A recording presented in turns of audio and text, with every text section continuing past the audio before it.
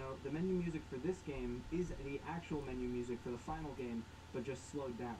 But then, on March 2nd, 2015, Five Nights at Freddy's 3 was released.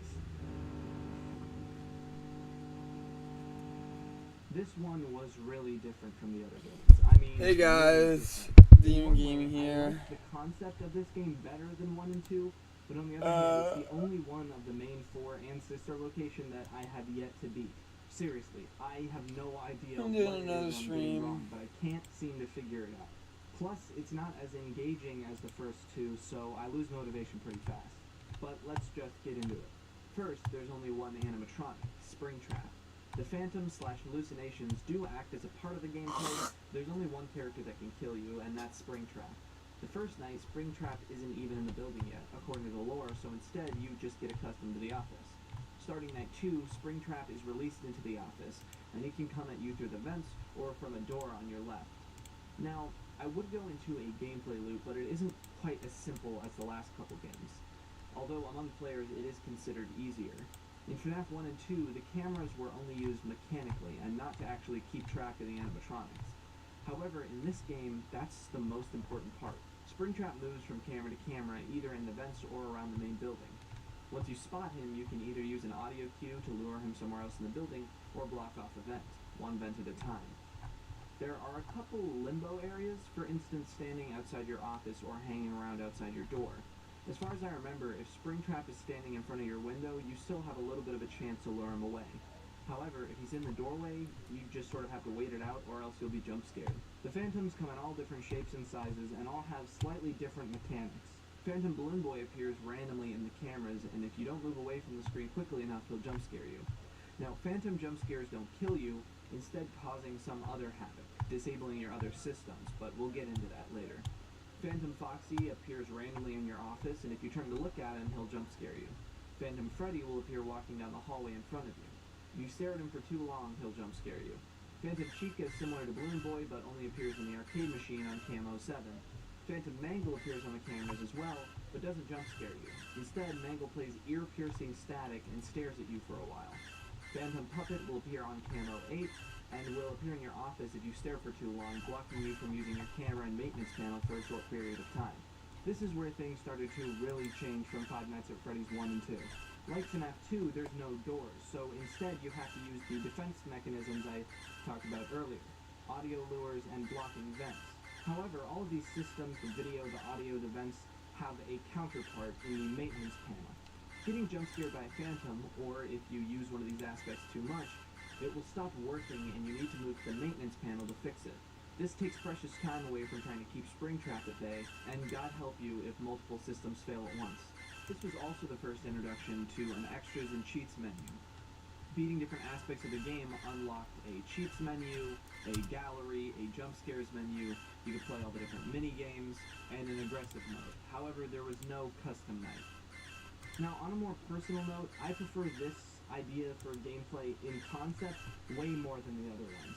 Like, actually having to use the camera instead of just flipping it up really quick to wind the music box or check on Foxy. You actually have to keep track of Springtrap. But even though I like it so much, I don't know why it's so hard for me, even though it's supposed to be easier by all accounts. It's not easy being green. This game is not afraid to use entirely moldy greens and like dusty browns. From the stained tile walls to the dilapidated wires and animatronic parts, all of this is intentional of course, but we'll get into that. Despite being set 30 years in the future, things are even more jankier and low-tech. Now there's a reason for that, but we'll get into that in a second. For now, let's talk about the cameras, the office, and the characters. The office, much like in Five Nights at Freddy's 2, is a lot less claustrophobic than Five Nights at Freddy's 1. In fact, you have to move all the way to the other side of the office to flip up your maintenance panel from your camera. A window stares right at you, a vent on your right, and a door on your left. A box of animatronic parts sits next to your desk, and a Freddy Fazbear suit sits missing parts on a coat rack outside your door. The art, posters, and even plushies on your desk seem somehow even less cute and more uncanny. Despite the rest of the location being lit by bright green stage lights, your office only has a single hanging bulb, keeping you relatively in the dark. The main thing to note, though, is just how wide the office is. Like I said, you have to move all the way from side to side to access the camera and the maintenance panel. sets up a perfect feeling of hurried tension as you try to fix a broken vent or reset the audio cue in time to save yourself. In my video about Five Nights at Freddy's 1, I talked about how well that game makes you lean in and try and pick apart everything that happens in the camera. Okay. Well, it's very similar in this game for a couple reasons. Firstly, it's the main aspect of the game. In later nights of FNAF 1, you don't need to check if Bonnie is in the camera or if Freddy is in the bathroom. It's more of a mechanical gameplay loop, not utilizing other cameras except Pirate's Cove. But in Five Nights at Freddy's 3, you always need to keep track of Springtrap. The other aspect is how much harder it is to see these cameras. Pure darkness and deep shadows, absurd static, and a character who's the same color as 90% of the map. Actually trying to distinguish Springtrap in the cameras is insanely difficult, which once again means you'll be putting your face right up to the screen, putting yourself in the perfect position to be scared by a phantom animatronic. For the phantoms, I feel very similarly to the characters in the second game. They're cool, but not scary or trying too hard, except Chica is kind of creepy. Springtrap, on the other hand, wow. You know, because of his more goofy animations in this game, his design doesn't reach its full potential. He is one of the best slasher-type character designs in video games, maybe even going into movies too. There's a reason there's a huge movement to get Springtrap into Dead by Daylight.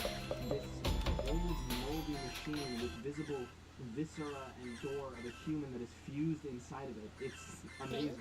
His bloody skull can be seen through the holes in his head and his mouth, destroyed, ripped, and moldy. Unlike the more uncanny animatronics who seem expressionless, Springtrap radiates too much expression. He seems too alive, like a thinking, breathing creature, which, as half corpse and half robot, he has no right being. And that is why Springtrap is one of the best character designs in the game. And he would eventually make his way up there to be iconic like Freddy and the Puppet. There isn't a lot here that I haven't already said about the other games. Drony, eerie ambience, a stinger that happens when things get a little bit too close, loud, human-like jump scare sounds. There are also a couple things I want to mention about this game in particular. First, the beep beep beep of the breaking ventilation. Paired with the visuals of the blinking red lights, this sound creates pure panic. That's really just a large part of the game, inducing between moments of just dread, which is what the super location trailer called it. Another thing I want to mention about this game is the glitchiness of the audio. A lot of them are janky visual design, which again is on purpose. The audio sounds crunchy, I don't know how to say this. It feels as if the audio itself is glitching, breaking, or unstable. This not only adds to the visual feel or crookedness, but also to the tension behind the broken down and shiny electronics and hardware. Much like that too, your means of defense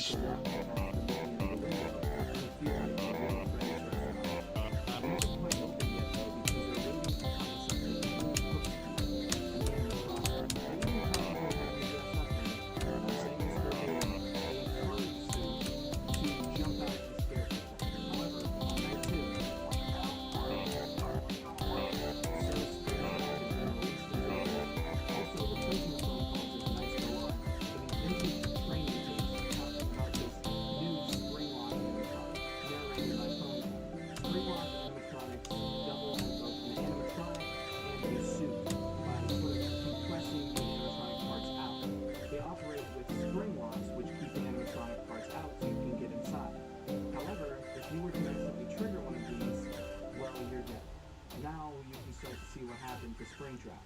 They also mention this back room where you're supposed to bleed out if the spring locks go off while you're inside. Okay, so the basic premise. You're a night guard at a horror haunted attraction, and an evil zombie robot is after you. In between nights, you play these 8-bit minigames, very similar to the death minigames in Five Nights at Freddy's 2, which reveal a different story. Each night you play as a different animatronic in the leaking and Barium pizzeria that seems to resemble the FNAF 1 location closest. A shadowy animatronic figure leads you to a back room which you can't enter, and then purple guys attack, taking the animatronics apart. Finally, on night 5, you play as the Karate Child, making your way to the back room again, and you see purple guys seemingly afraid of you, and a few other ghost children. You chase him around the room until he gets inside the Golden Bonnie Springlock suit. However, the suit goes off while he's inside, and you're dead. And now you know that Springtrap is the problem. Then you give this back ending. Also, at the end of the 6, you learn a newspaper clipping that Fazbear Fright had burned on the ground. However, Springtrap may have survived the fire. I am going to get into how we get the good ending, but first let's go over some smaller Easter eggs. Sometimes this poster will turn into a spring bonnet, and sometimes you'll be able to see shadow effects over on your office, but it doesn't do anything. Sometimes there's a paper plate on your office, and then there's a plastic layer spring with an animatronic, including a mobile enemy. Here we go. In the in-between magazines, there are hints that you can find around the map and other experiences. Because you're doing correctly in the actual life, you can unlock secret meanings, clicking a hidden cupcakes, pressing on certain buttons activity, or at least probably entering the code of your wall tile if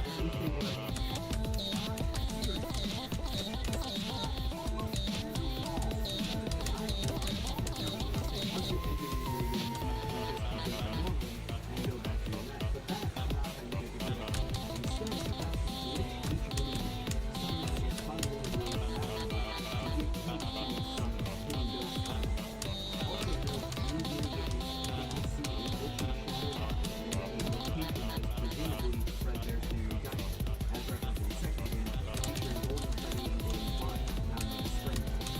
After you dramatically complete the happiest day map, where you, as a child on puppet map, wander through the pizzeria until you reach one last shiny shop.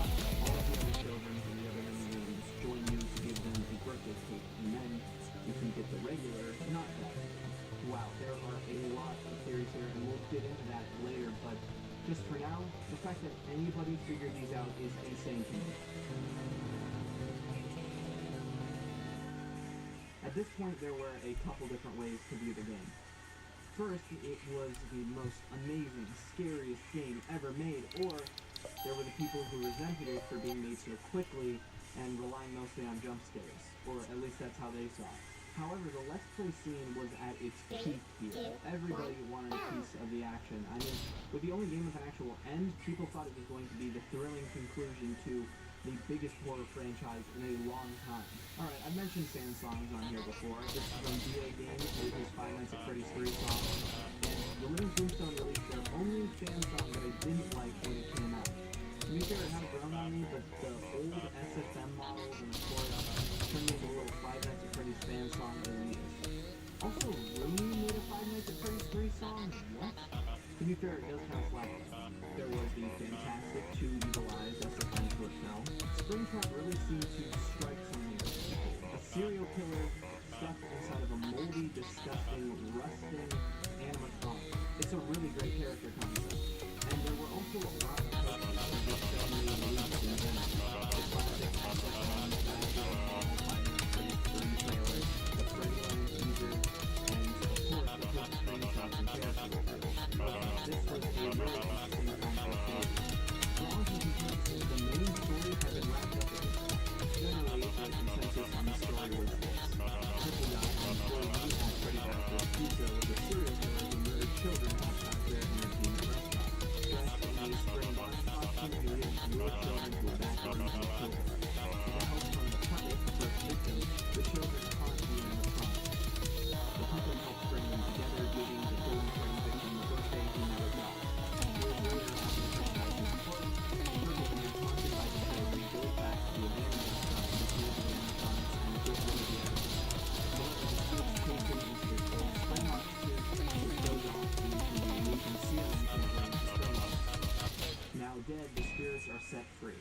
Fuck you. However, Purple Guy's spirit now haunts the suit, and 30 years later, I don't like them he's more released anyways. into the horror attraction Fazbear's Fright, which burns down not long after. Throwing out a cliffhanger at the end that he survived, and you get a nice bow in the story. There were still some loose ends, but I feel like this is where Five Nights at Freddy's peak story-wise. There were also some smaller miscellaneous theories. There was the idea that the Mangle was an actual phantom and instead a physical animatronic running the facility. Or the idea that the blue jeans, green shirt character was somehow integral to the story popularized by 8-bit gaming. And the idea that this scene in the trailer is actually the same scene in the minigame, which, if Fuck true, would be very gruesome. But still, Yeah, I'm there done with were that. those loose ends. The Bite of 87 still wasn't solved. Was the Golden Freddy victim the Bite victim, or was he killed like the Purple Man at his birthday party? Who the hell are the Shadow animatronics? Or these masks in the Happiest Day movie? Who started the fire?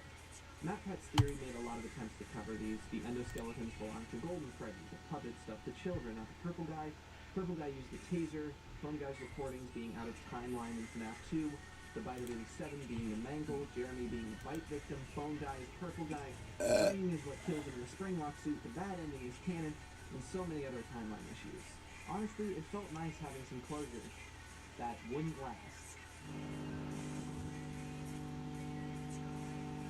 Alright, so where's the game go on this tier list? Okay, maybe some people will say this is blasphemy, but judging on the Twitter poll that I put up, I think a lot of you agree with me. I'm putting it in B tier. Remember when I said people thought it was easy? Well, that wasn't necessarily a good thing. A lot of people felt like a little disappointed. There wasn't a custom night. It felt like it went by a little too fast. And people thought the gameplay was just lackluster, along with the jump scare.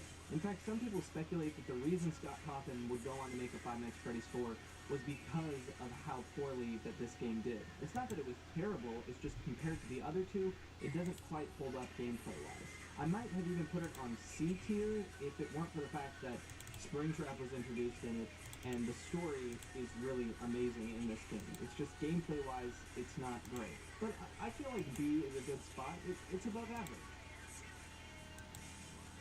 After FNAF 3's release, a new teaser showed up on Scott Games' website with a top hat. And then, it disappeared. And then, so there's Five Nights at Freddy's 3. I have to say, writing this made my head hurt. There's so much going on. Hold on. Oh. Yeah, Molly, I'm back. Prices for groceries have gotten way too expensive. Thanks to lawmakers voting for Bidenomics, it's becoming harder for our families. We're living paycheck to paycheck, and we're tired of it. Bob Casey voted against Pennsylvania families. Man, I've seen things you wouldn't believe. But this I have not seen. You know, nothing phases me, man. Nothing. But these guys got me phased. Now, this game found another gear. Have you seen this before? Keep watching.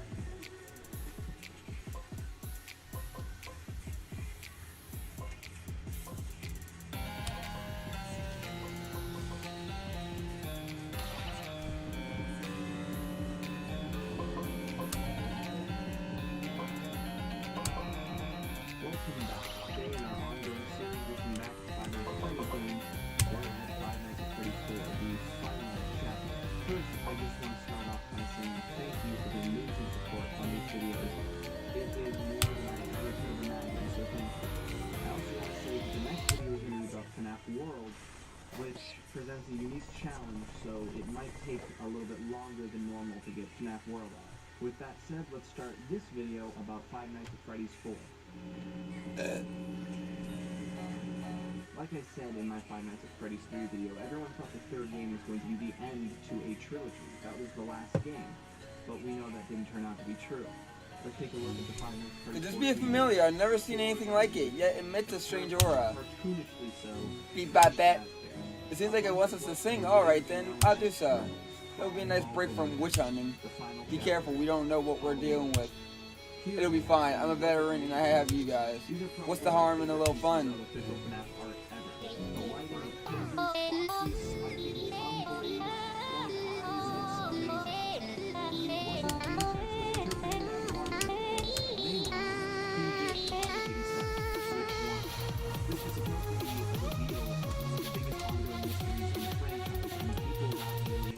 Also, it was the name reveal of these new animatronics. The Nightmare animatronics, seen as very lightly visible on the teasers.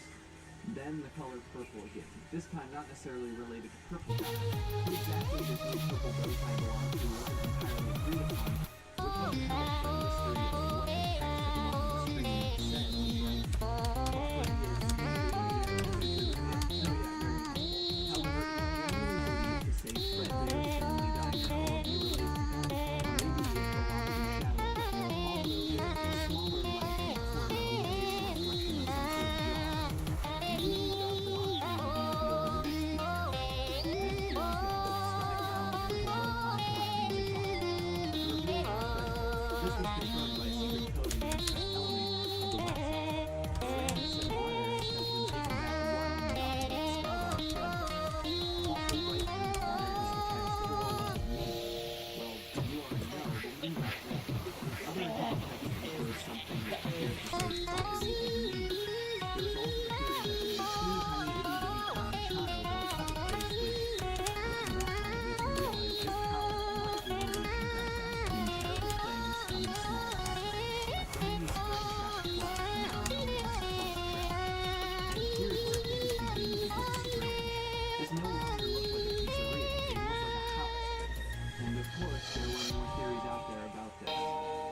Gaming posited that the window in the back of Mangle's Quest were these same windows. I love 8-bit gaming, but they must have pulled their backs out with some of these reaches. This would also inspire the worst piece of Five Nights at Freddy's fan art ever, not because of lack of talent, but just because the way that it is. If you know, you know. Also, another thing to note really I enjoyed the little duet we had, but what were those? Thoughts, memories, visions? No, it can't be any one of those. The better question to ask would be, why did I see them all at all? See them at all? What kind of manipulative magic am I dealing with here? I need to stick around a little longer so that I can figure this out. Well, that was a nice change of pace for once. It's not every day you get to sing your heart out. Say, do you want to do another? Then after that we can all have tea over at my place. Beep. From the auction at the end of FNAF 3. But who'd want these in their house? Maybe you're playing as the son of Purple. This also reveals that there was more than just one screen. Each door had a screen. You could run around the room, and there was even a hallway with questions. People speculated that this would be similar to the thing in Five Nights at Waltz, where each night you want to pick a part of the house, but all the questions would be answered later. And usually the stuff probably released on the entire schedule, July 23rd, 2015. Now I know I say that everything is fine, but Five Nights at Freddy's 4 really changed the game of gameplay. No longer do you have the power of the industrial electronic in the mall, only a weak flashlight and a creaky door. Before we get into gameplay, which does change the time, let's talk about the aspects of the gameplay. That's right, Luke. The first thing you can really have any smooth play. You have a few places you can move to in your room. First, the center of your room. Here is where you can choose what part of your room you want to move to. You can go in front of you, you can swipe down to look behind you, or click on your left or right. Your closet is in front of you where you can use the light and hold the door closed. On either side of you, you can run up to the doors and look down the hall. You can hold the doors closed here too and use the light. And then looking behind you, you can see your bed. Your two lines of defense in this game are your flashlights and the doors. Unfortunately for you though, you can't just press a button to close these doors. You have to actively be there holding them closed yourself. Their default state is open. The light works much like that too if you can control the shutters. The doors keep the animatronics out and the lights get in the way. Now once again, these things change depending on the night, but mainly this is what you'll be doing there. Now let's talk about the main characters. The main characters are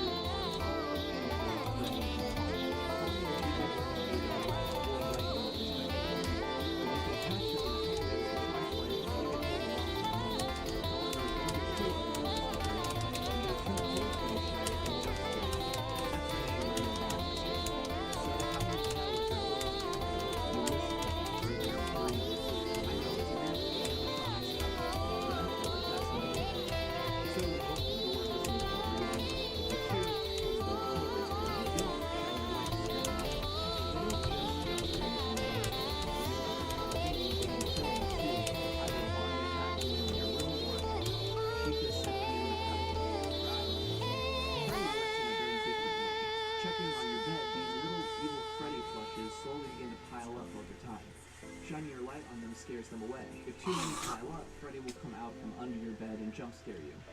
Honestly, I think there's a real missed opportunity here for you to actually see Freddy under your bed, but these Freddles are pretty scary anyway, and foxy. He moves back and forth around the halls too. However, he doesn't jump scare you from the door, and when he gets in, he doesn't kill you either. Instead, he hides in the closet, which you will be notified of by this little animation. From here, he has a few different phases. First being the flush, and then becoming a monster, until he finally climbs out of your closet. You can check his phase by using the flashlight for a moment, and hold the door closed to make him slowly move back in phases. So, despite not having a camera or a maintenance channel to deal with, there's all these different complementary aspects of gameplay that mean you'll always be on the move. With that, let's look at the main gameplay loop. Now, there are many different strategies people use to beat this game. Some of it relies on memorizing exactly what certain sound cues mean. Some of it relies on As a holy maiden of Kamihama, I must liberate all magical girls from their fate. Beep beep. I will not tolerate anyone who protests the Magia's plans. Why do you protest freedom from our fate as magical girls? Beep. I'll eliminate anyone in our way, starting with you. You're already troublesome to our mission if you dare hinder the truth of magical girls. Damn, I cannot let them know, especially Monica. I need to stop whatever is happening to her. Like Freddy, making sure to check on him every few actions is very important. There's a few things that we haven't talked about yet. First, from the flush test. In between nights, you get a chance to skip 2 hours on the night to complete immunity. You are sitting at one end of a hall, and the Springtrap and the third night sit on a chair. They will only move if you have a large pop. The timer ticks down and the goal is to stop flush trap on this X before the time runs out. When you have a move, flush trap gets too close, you get jump scared instead. At the time runs out, you say, if it's too hard, but thanks to dedicated community, you can do it pretty easily this time. You can use the flashlight that they try on her. The other time it gets different, you do a nice pop. You rush out and go to like every time you're checking to see some trouble or hear some breathing, but there's nothing. Instead, after a moment, you feel safe. And that's when you know some shit is going to do. There's only one unicorn in the house. Freddy, holy shit. He can't get anywhere. Either door, under the bed, in the closet. You notice the trash can is using the sound of his footsteps moving quickly back and forth. Or the sound of laughter. If you laugh, the room's open. And then go around the corner. If he's in the closet, turn the door. He's in the bed, turn the light on. If you're checking out the door with a flashlight, just be careful. If you see one flashlight, and then stone flash, they be careful. This release is only gameplay upside down completely on the last night of the Pacific Pit, rarely seen in the other games.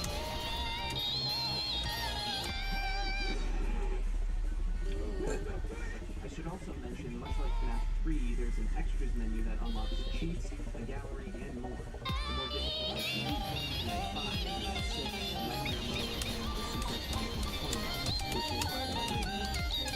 We also know that there's some unseen stuff, particularly in how the models are created. And necessary. It starts with the wrong way, and that's really difficult.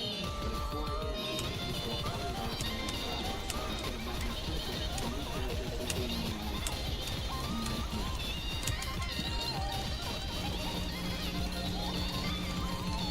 Usually this game changed the pace the most out of any game so far. Whoa! Now, there was a lot of differences in the visuals, but there was Okay. a through line in the previous 3 games, security office. However, just from the menu alone, which is amazing by the way, you can tell we're in a completely different environment. The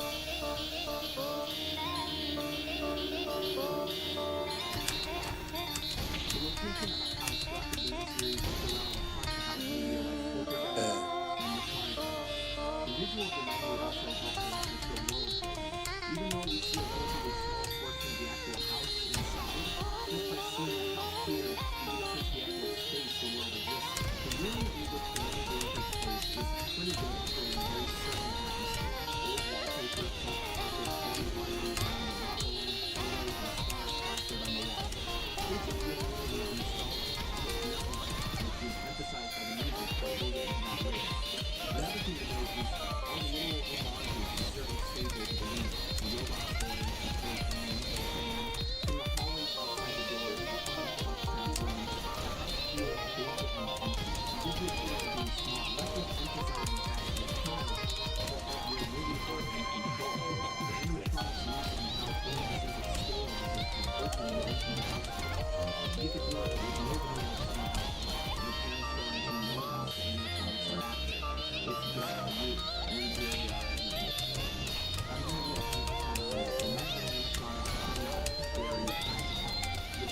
art, all of it looks pretty cool, but especially in-game, there's absolutely no fear factor that comes actually seeing them. In fact, sometimes when I see them at the end of the hall, I just get relieved. As with the other games, the more that they go over the top and try and one-up the last game, they lose the feeling of the uncanny valley that made them scary in the first place. Now, there's something to be said about how they match with the canon and the lore of the game. This comes with the simulator, they're really giving some fear factor, and some parts like the case jumpscare make me really on some more specific notes, I feel like Nightmare Friday really got their foot on the gas here. His design is a little plain, especially when compared to Nightmare Friday and Nightmare Fox.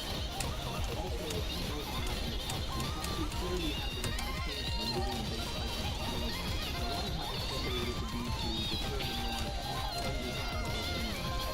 I think those later stages stopped to be just that it was harder to animate. Oh, what the fuck, dude? Criticism of the visuals, this is the only Five Nights at Freddy's game that still scares me.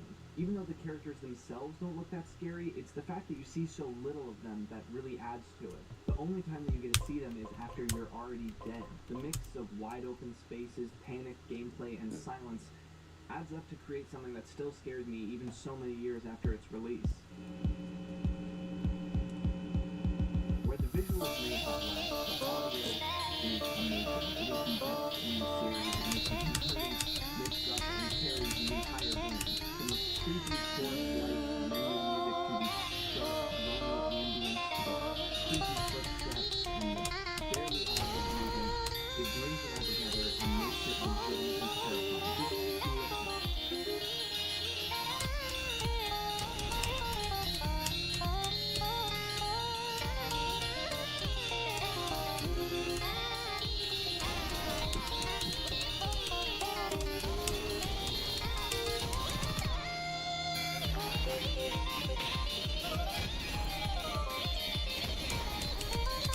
It feels almost too real while elevating the level of dread and fear. So let's get into it more detail. Indians actually have a lot of different pieces. There's the glitch in the background and the over and go, but there are a lot of little touches that build the atmosphere and make it seem like there's actually a world outside the house. The grandfather clock chiming, the dog barking outside, or the distant sound on the top. It gives a lot of depth to the soundscape, and I think it's the scariest background ambience of any FNAF game. In contrast, the Sonic Podcast remains a little more focused on those words with its turning models and modulated background. It really separates it from the main gameplay, but the two still feel very connected. There's a lot of different sounds that act as components to the gameplay. From the creak of the door to the jump scare to the frettles and the breathing, the jump scare, much like the animatronics, is a little over the top and monstrous. It definitely doesn't feel very robotic, but as a moment it fits the plot. It also fits with the other non-robotic aspects, the breathing. Interestingly, the breathing mechanic is not exactly the sound like in the game was released. The audio original was fine to the others based on the director. Okay, I can talk about the audio forever here, but for the sake of time, I'll talk about one more aspect. Nightmare Freddy dedication. Nightmare Freddy's 1, Freddy Glass started out as a surprise, but in FNAF 4, Freddy Glass is evil and sinister. Not only is it more relevant, there's an aspect to it that is really uniquely scary. When I was younger, I would have these recurring nightmares about these two siblings coming into my room and debating whether or not they were going to kill me, and the older brother sounded as if he actually liked me. So there's that sort of unique aspect that makes it extra creepy to me. Unlike the other games, some of my animated playing is fun. She's not really an adult. Instead, you just get a tutorial. Instead, the game opens with a countdown, 5 days until the party. And here we go. So before the start of each night, you're thrown into a minigame, counting down the days until the party. In these minigames, you play as this crying child, tormented by her brother and guided by this creepy Fredbear. We learn that this kid is terrified of animatronics, and it has a witness something terrifying. You soon learn that this party is this kid's party. As you beat night 5, it's the day of the party. The older brother and his older friends live in corner of the crying child until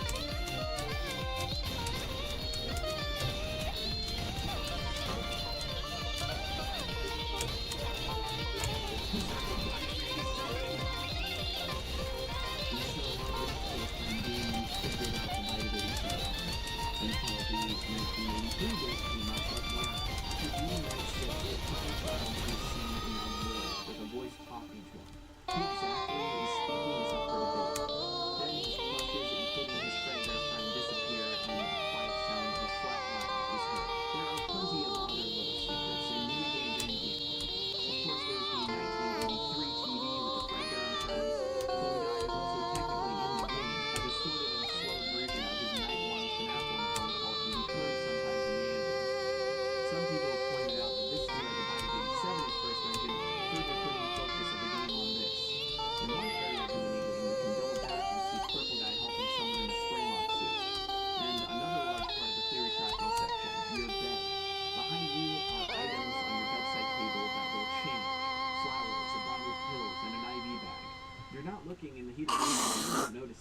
changes are definitely there. Less of a secret and more like a fun fact, the pictures on the wall are of Scott and his family.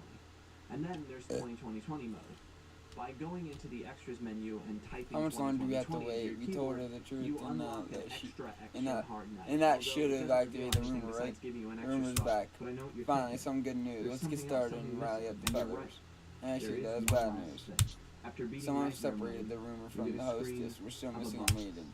Eric, are you telling those little imbeciles at the subway Clicking on removed the two our locks brainwashing? moves slightly, but there's no I way thought to our open it. hostess had a faint There were heart and countless couldn't be attempts, easily even going broken. into the source She code does. to Someone find must out. have had After the a magic while, to the remove text it and appears calm her on down. screen. And Perhaps you had to tell some the things are hostess best left out alone hideout. for now. And so it began. How would I know that this would happen? I'll send over some feathers to watch over them and Alright, this report is anything the valuable. motherload of theories, Make sure so they don't we'll ever get lose to sight that on the last. one who For tampered now, our it's hostess. pretty much the usual I don't stuff. want any news The of that fan boy. I'll songs direct the break my feathers to you. mind He's so already a nuisance to hard. look at. Fan games. There was a really cool Iron Horse Cinema Five Nights at Freddy's 4 short film. If I remember correctly, this is when the hate train for Five Nights at Freddy's really picked up because of the infamous Five Nights at Freddy's PewDiePie video where he wasn't scared at all. Okay, bud. Of course, there was the Bite of 87 meme that came up more recently as like a Tetris. meme resurgence. Literally On that personal note, Tetris? This was the If it's first actually game I Tetris ever or actually something else. finished.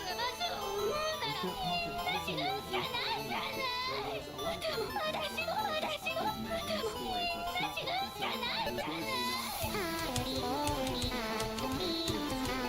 I was joking.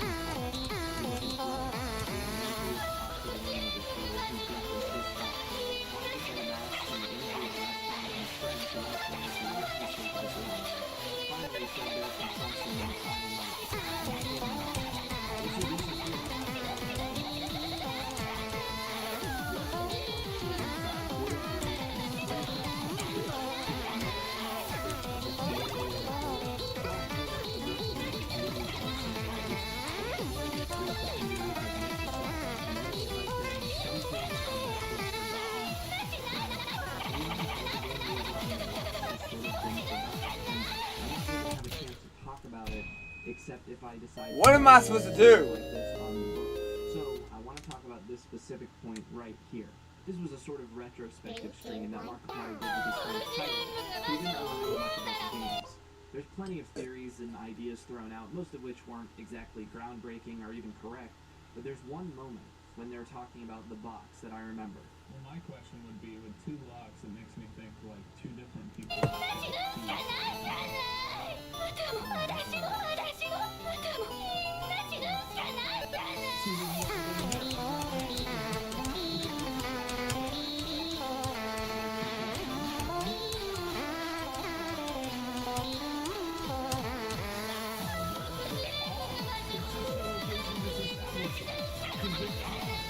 It's almost like a sudden realization that two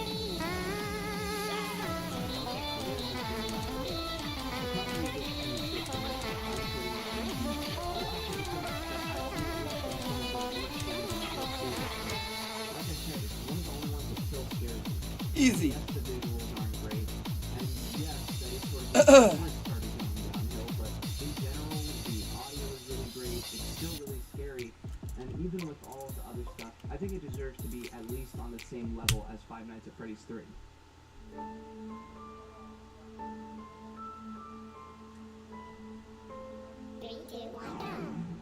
And so would begin the most different Expurgation.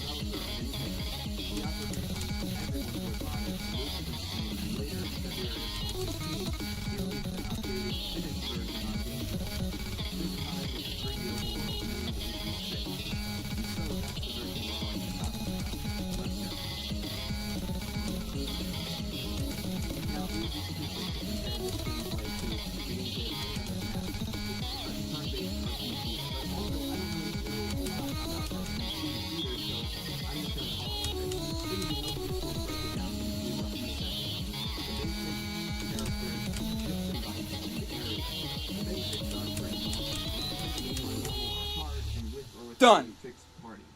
As Freddy, you wander the overworld, advancing the story. Randomly, like in Pokemon Okay, Go, that's in that mod. you will have encounters with enemies in groups or by themselves.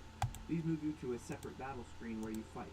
Interestingly, this isn't a normal turn-based game. Next. The characters in your party work in a sort of timed order which they can attack, but so do your enemies. So instead of specific turns, you can time certain attacks or moves to defend against the enemies. Certain areas will also have boss encounters, which are just like regular battles, but harder, and you can see their health. You can use money you get from chests around the overworld, beating enemies, or D's fishing game to buy helpful things like armor, bites, and chips. If you do fixed party, you are Hey, stuck with Foxy. only a few that you select at the beginning of your two parties, but you start with more unlocked. In Adventure Mode, you start with the classic FNAF 1 characters in one party, and then the FNAF 2 characters in your second party. As you play, certain encounters will lead you to a new challenger. It will be a random character from the games that will be added to your roster if you beat it. Obviously, the harder to beat and the higher level, the better the moveset is. Each character has an arsenal of 3 attacks or moves. Some are more heal-centered, some are more support or debuff-centered, some are more damage or just straight-up random chance-based. This is where the game No offense, becomes but I don't most want to do interesting. blue. Now, the depth of customization isn't as much as other RPGs, but Finding exactly how you want to balance with what characters in each party and using your first and second party uniquely is where the interesting and fun part of the game happens. Oh, also between loading screens you get little character flavor text. With the introduction of a now fan favorite, Lolbit sells things called bites. These are miniature characters that can't die but also don't count as a part of your health. They have a range of different abilities, from healing to damage dealing to bosses to their own small attacks. There are usually 3 levels of each type, and you can add up to 4 active at a time. Chips are similar in a lot of ways. You find them in various large chests in the overworld. You equip them to have certain passive effects, and can only have 4 at a time. These effects range from damage dealing, comets falling, to giving your team a speed boost, to giving you more luck. This is again where things become interesting. You know, depending on what you're actually trying to do, find characters, defeat a boss, or just level up, you're going to use different chips and bites, and deciding which ones to use, because you only have a few slots, becomes really interesting and a fun balancing act. Throughout the game, there are different biomes and areas. The bosses and enemies change based on the biome. Stone characters, rocky cave creatures, weird funhouse guys. I'm dropping out of school. Enemies in these areas usually get harder as you progress, and the bosses are usually pretty unique. Then there's the flip side, an obvious reference to Phone Guy's line, "See you on the flip side" from FNAF 1. These are glitched areas deep inside the game you enter by walking into flickering objects in the overworld. They take you to more and more simplified versions of the overworld, which you can use to get around blocked areas. However, as Fredbear warns, don't go too deep. But what makes it scary? Absolutely nothing. Obviously, it's not supposed to look scary. All the characters are redesigned to look cute. Although I will say, certain times, just like with Nightmare Balloon Boy, it can't be made cute. And although some of the designs are really great, like the nightmares, sometimes in an attempt to make them look cute, they look scarier than they did in the original game. Here's another thing about the visuals. They are insane. Later on in the game, it's just a million particle effects and screen shake. Remember the first time you came to my stream, Molly? You were so fucking annoying. Now you're just... You learned your lesson. It may seem more and I'm glad you did. Bright and distracting. I don't have to meet you anymore. I don't have to put you in time out anymore. A lot of them are legitimately well done. I don't like putting people in time Boy out. is a masterpiece.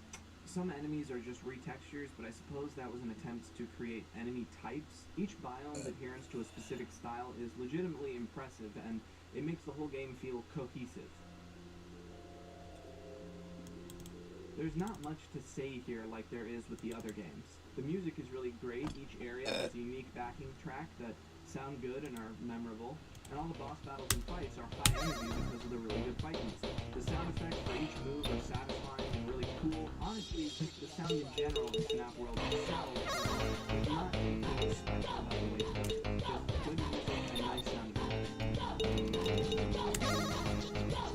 There are so many endings and secrets in this game, but let's just start with the basics. The game opens with pixel eyes staring in the darkness, and everything that happens up there has an effect here. Do you understand? This is a safe place. This is a sanctuary. But something has gone wrong. Now it can be seen here. Something went very wrong. That's why I'm here. But I won't let the same happen to you. I will put you back together. The rest of the game centers around you progressing with the advice of Fredbear.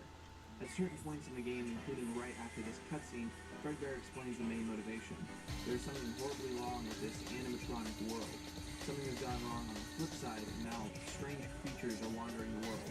From here, Fredbear sends you through new missions, beating bosses, and exploring the areas, finally ending in you disabling the security system and defeating the final boss.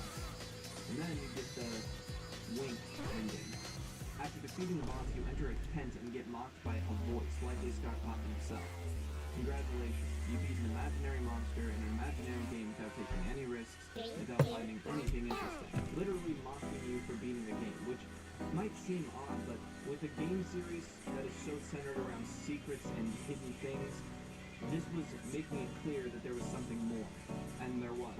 Playing through the game normally, but on the you defeat the final outlaw security and then move into the tent. This time, the real Scott Cawthon himself. He gives you a monologue that seems almost like venting his frustrations with some aspects of being popular and having his games dissected so much. Although this seems to be another way to motivate the player to defeat him. Defeating him will give you the end. Remember how I said Fredbear can Oh well. go 2 deep in the flip side? Well, if you go 4 layers deep, you're teleported to Old Man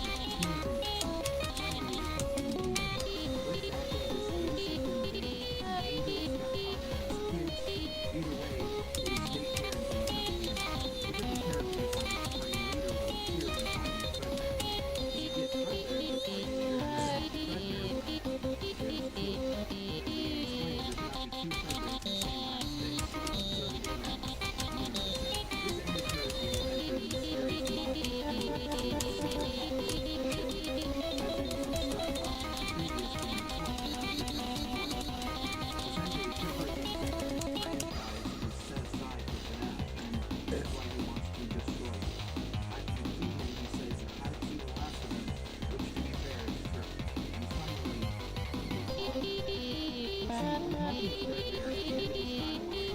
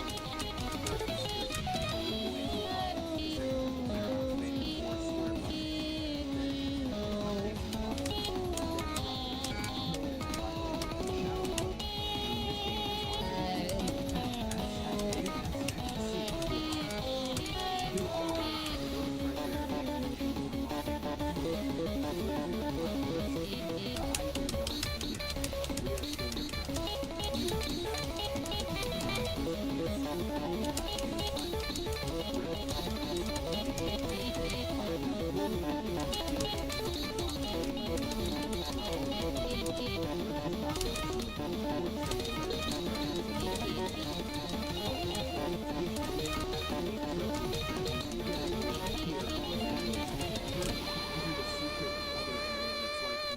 Version of the overworld, identified as just random letters. Here, there are much harder and glitchy enemies. You enter by walking into this seagull on the stump for a bit. There's also the pearl, which you get if you successfully catch the pearl in DD's fishing game 5 times. It doesn't count to your bite limit and heals you. Alright, with that out of the way, for most of this I want to talk about the clock ending and what the community really thinks it means. But first, let's talk about some of the simpler stuff, general audience reception and things like that. Firstly, a lot of YouTubers known for playing Five Nights at Freddy's, like Markiplier for instance, decided not to play this game, and I can't blame them. The appeal of playing a Five Nights at Freddy's game or a Let's Play of a Five Nights at Freddy's game is different than the appeal of FNAF. FNAF is not scary, and it's also not super long, so there's not a lot of investment you can get out of it. It's more of a chill, fun game, so I guess I understand why. Okay.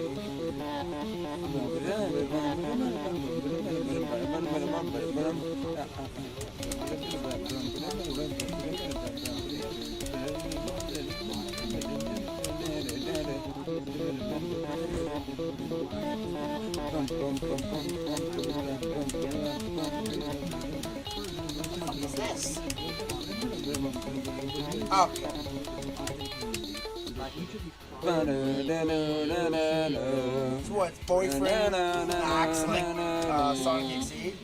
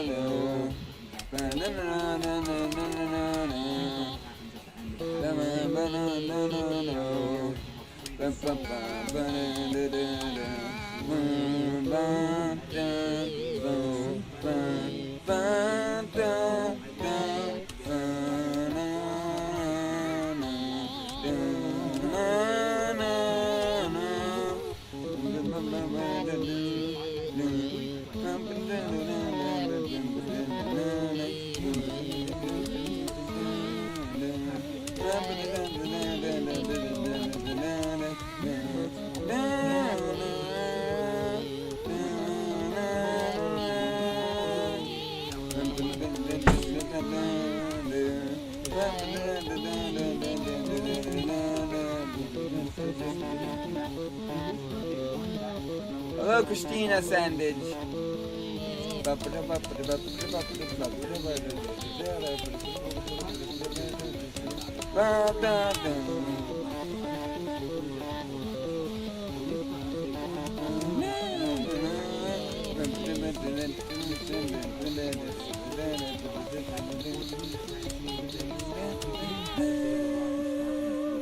So I think C tier is a perfect place for it. It's just average. So, Scott Cawthon's website. Instead of teasing a new game, he teased a book, Five Nights at Freddy's: The Untold Story. And I would like to talk about this at some point. Maybe when I'm done looking at all of the games, I can look at the first trilogy, the Silver Eyes trilogy. But for now, we're just going to talk about the games. So ignoring the book for now, the next game that was teased was FNAF World Update.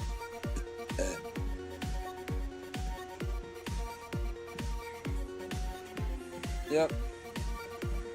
3, 2, 1, go.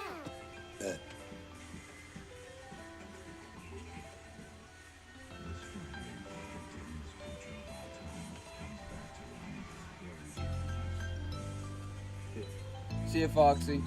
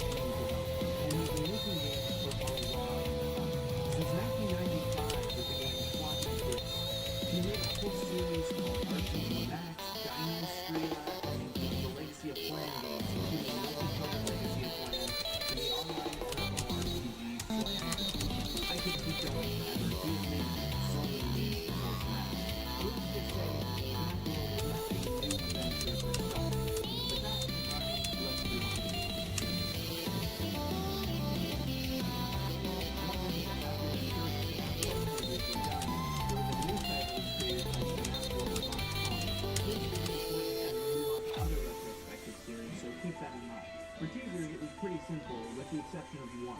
Update 2, coming soon.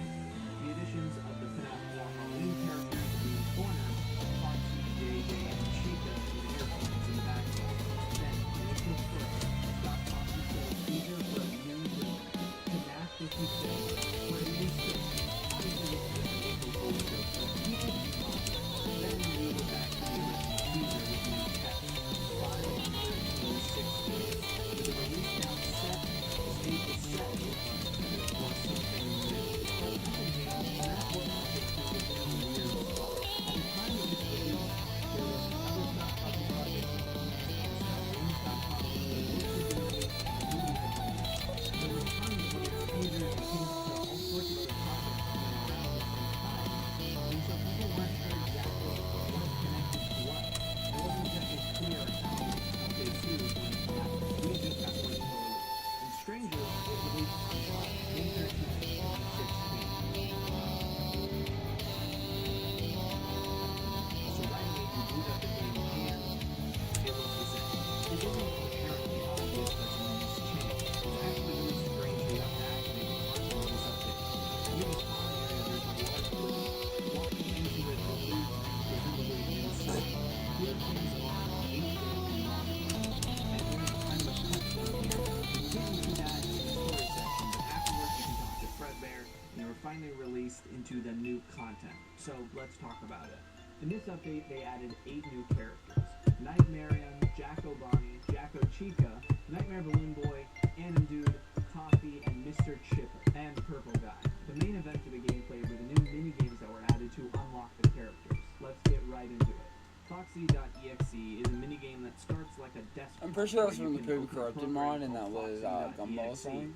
This starts a simple game where you walk Pretty along sure. a platform as Adventure Bonnie with creepy renders of withered Foxy in the background as voice lines play over and over.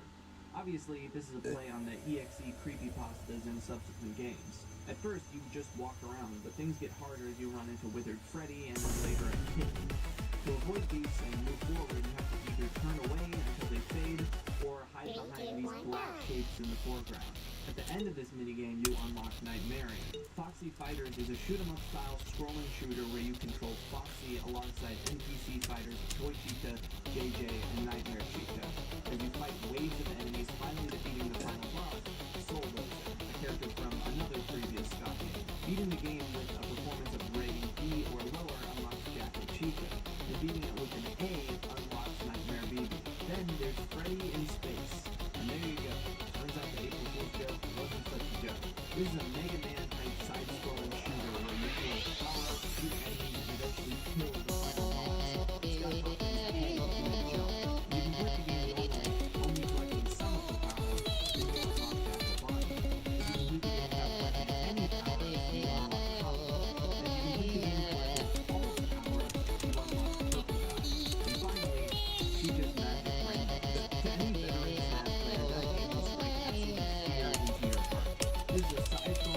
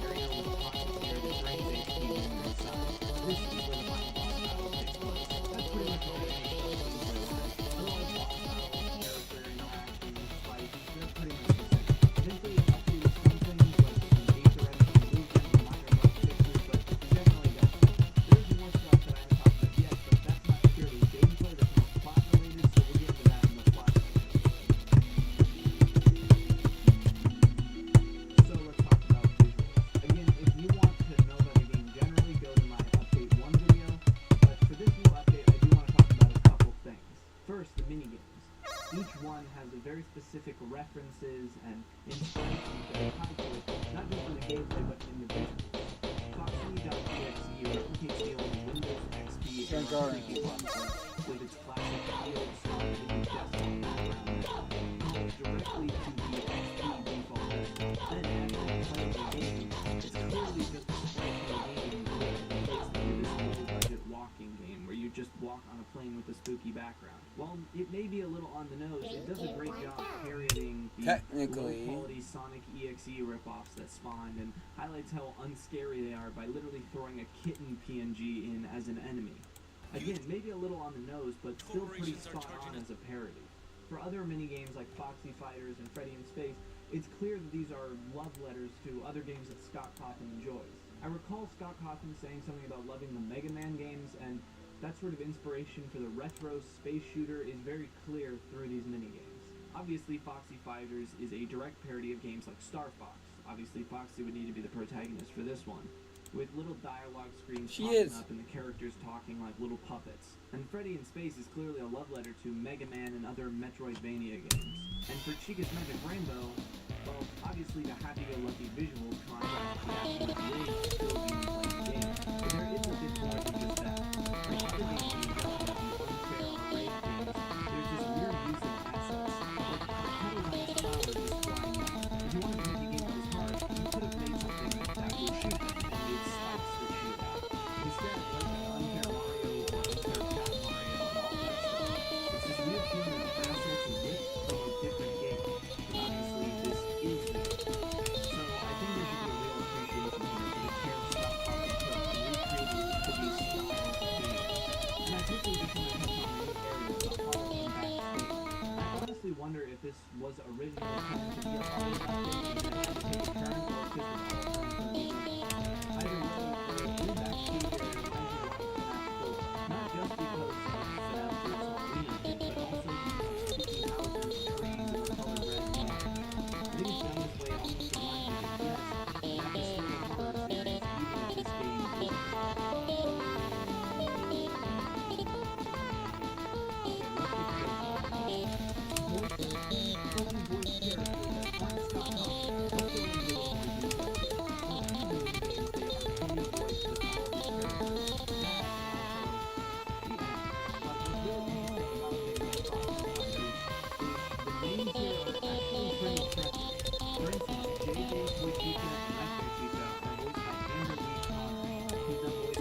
almost to remind me that, yes,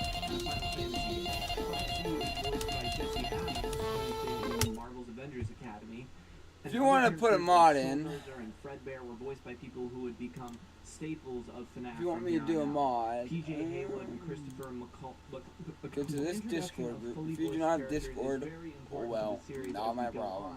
But for now, let's just talk about it in the context of this game. In Chica's Magic Rainbow, the rainbow itself mocks you whenever you die, including what I think may be the first instance of an actual swear word in a FNAF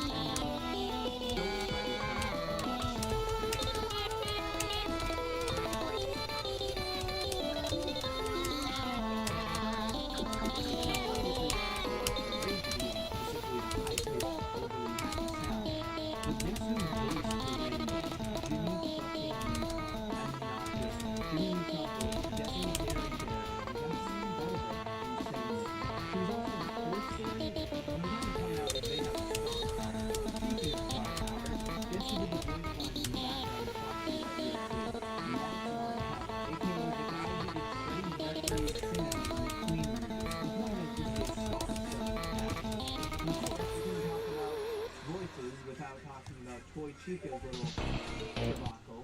I'll just play it.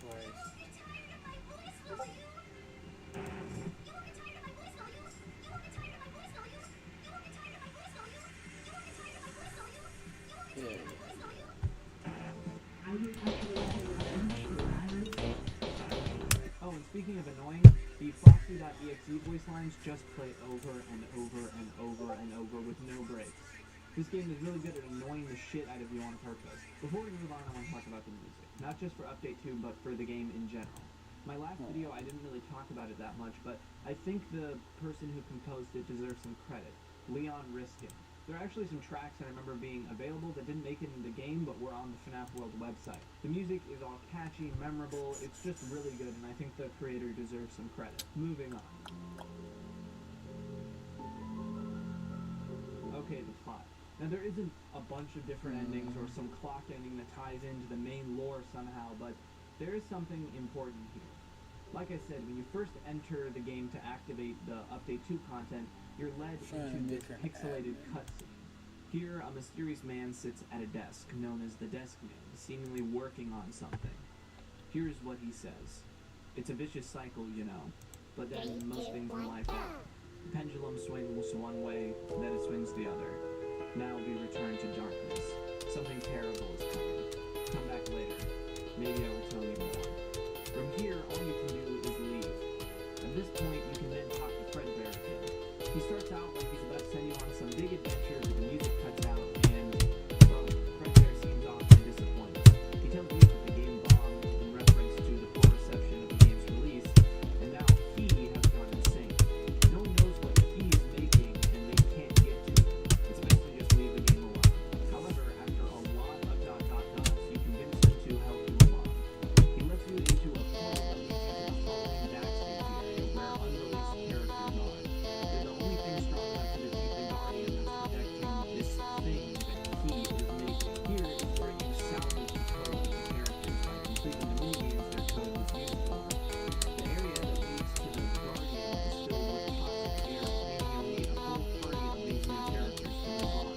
Many of the minigames are settled at the top inside of them, like starting with stages where the Metatron carry on stock proclamation on the games and crazy spin-offs. There's plenty of inside jokes and references, and even a reference to, I think, what might be the first time you ever heard anything about the FNAF movie script, although I guess you didn't notice it at the time. A reference to the Plushies taking Manhattan, rejected script that he had early on in the FNAF movie development. Generally, like the first update of FNAF World, all the dialogue is very linear and good. After collecting all the characters and lessons, you enter these tunnels. The Geist area is filled with pixelated and extremely difficult enemies.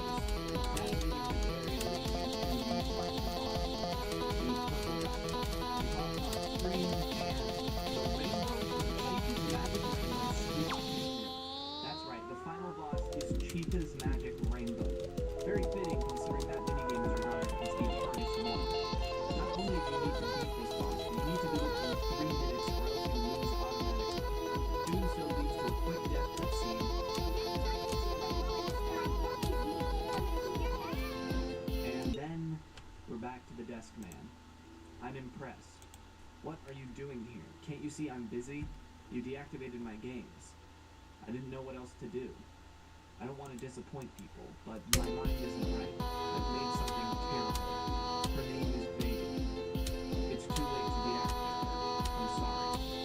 The lights go out, then the lights cut back on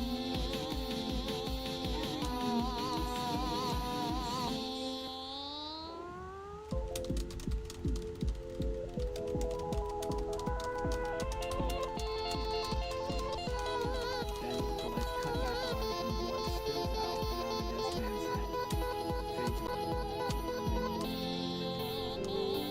Obviously, there is a lot to talk about here after that, and we know generally that this was a teaser versus the location, but more theories we'll get into later. For now, I just want to talk about a couple miscellaneous things. First off, there's a secret path that lets you get into the backstage area without ever talking to the Desk Man, as Purple Guy tells you. Generally, this update was received a lot better than the first one. It added a lot of content, it was funny, and it was generally more polished. Plus, like I said, it broke new ground for the series. A whole cast of new characters, teasers for the next game inside the game, and plenty of meta commentary. I also remember Doggo having to play this game in a hospital and just being very worried about it. Also, weirdly enough, there have been plenty of fan games based off of FNAF World, although not nearly as many What as the fuck? main series games. People also drew comparisons to Five Nights at Fuckboys, which was a game that was released a little bit before FNAF World initially was. Also, with the increased difficulty of the minigames, the whole mini community built around speedruns. Chica's Magic Rainbow world record, as far as I know, is 59.22 seconds.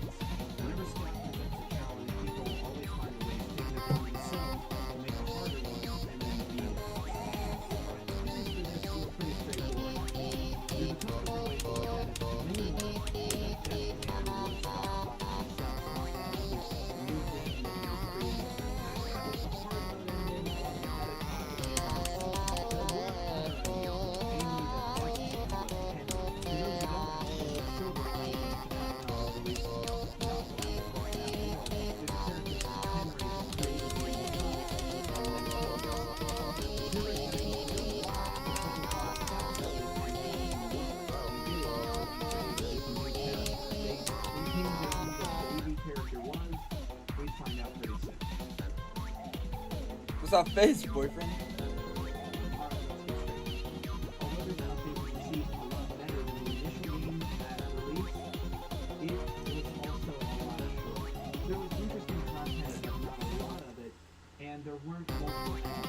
In the end, it was more of a board-like teaser for the next one. It was fun, great experience, but I have to put it in C tier with the original. So, that's what happened. Great for the time, and still fun to go back and play through. But gameplay-wise and story-wise, it was a little short. Either way, it's fantastic, and it was You right.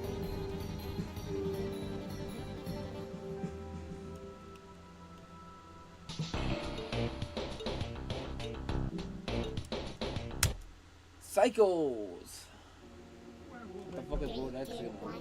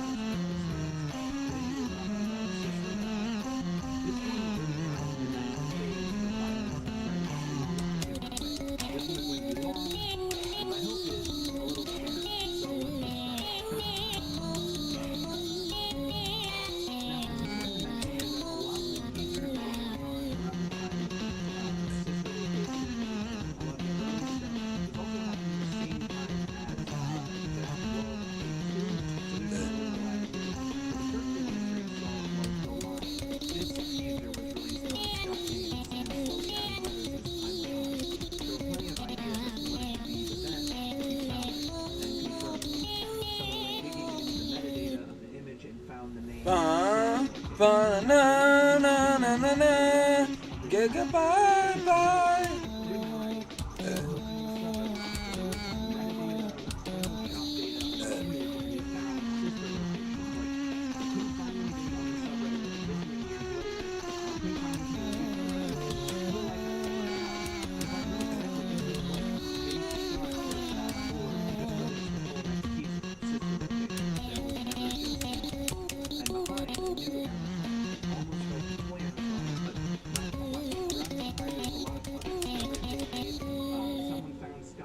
Full combo. And saw that he had added a bunch of new names: Baby, Ballora, Funtime Freddy and Foxy, Biddy Bab, Ennard, and Minnie Who exactly these characters were was highly debated, but I'm quite surprised, Molly. You haven't suggested like Wednesday Fidelity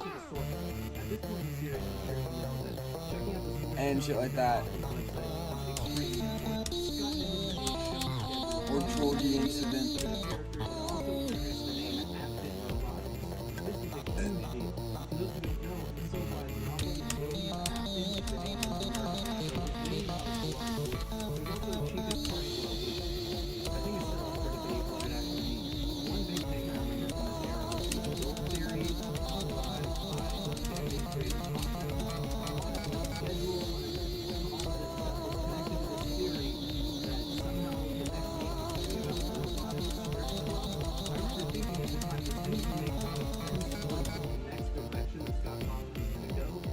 I'm almost done.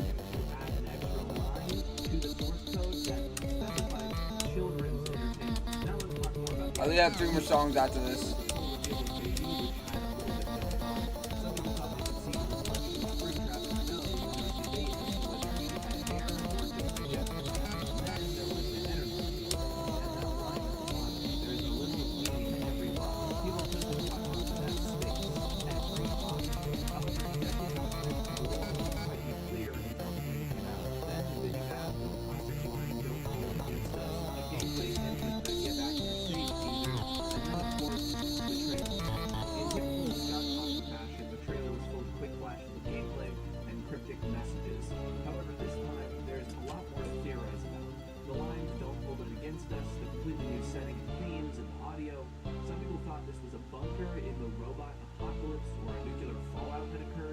also had the opening which referenced all the other games, quite aptly, I'd say.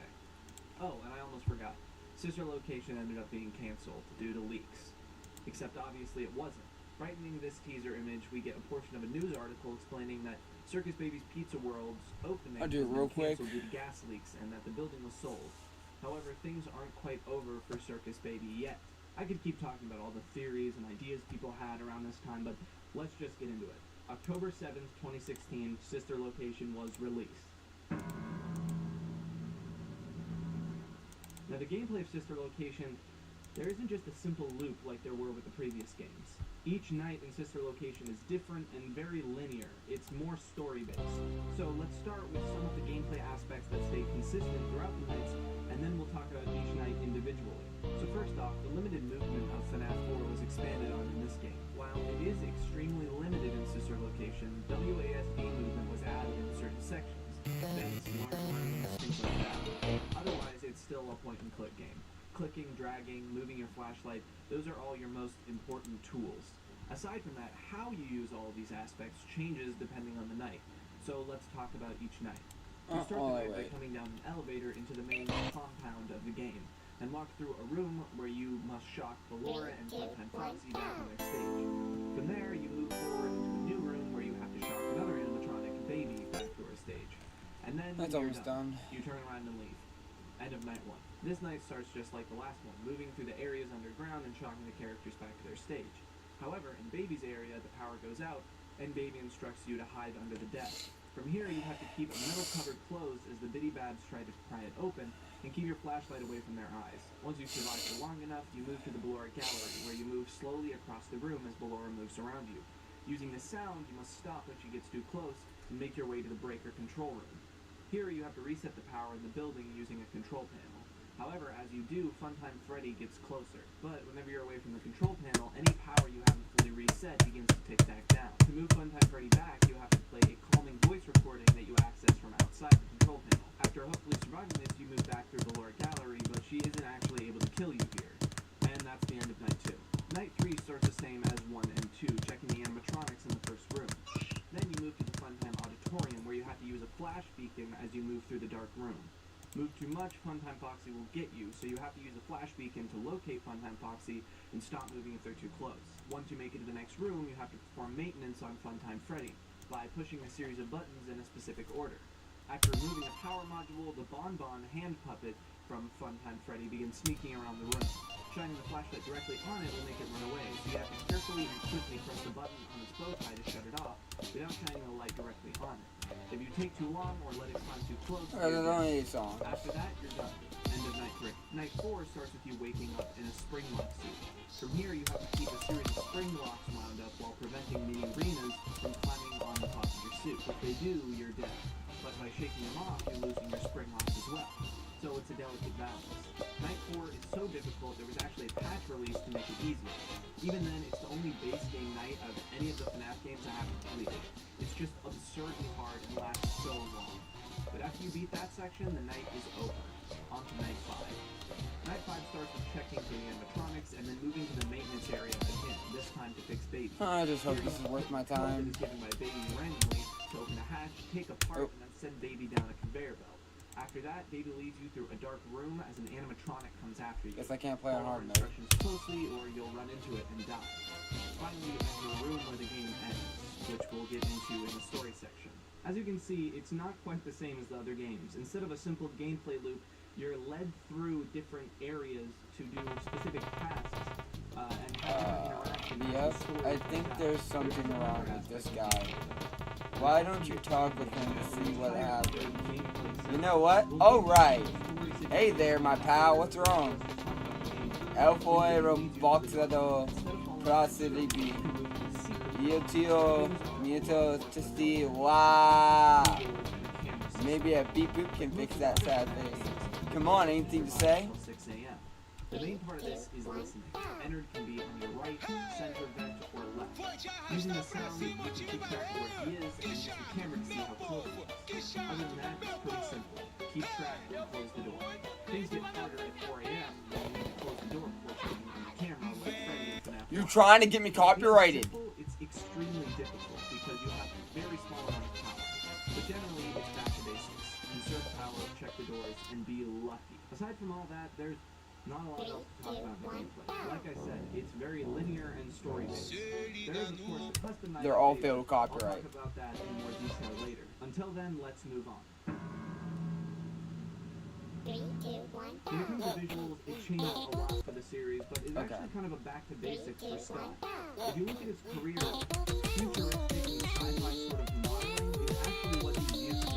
So the change in look from an unsettling house or creepy restaurant to a futuristic style bunker with, well, we can't even call them animatronics at this point. They're just full on robots. It's honestly a natural progression if you look at Scott's career. He's been a sci-fi man at heart this whole time. Moving on to the robots in this case, from the bitty babs of arenas all the way up to the babies and the nerds, there's something specific about them that makes them unique. They most closely resemble the toy animatronics, but even that is only surface level.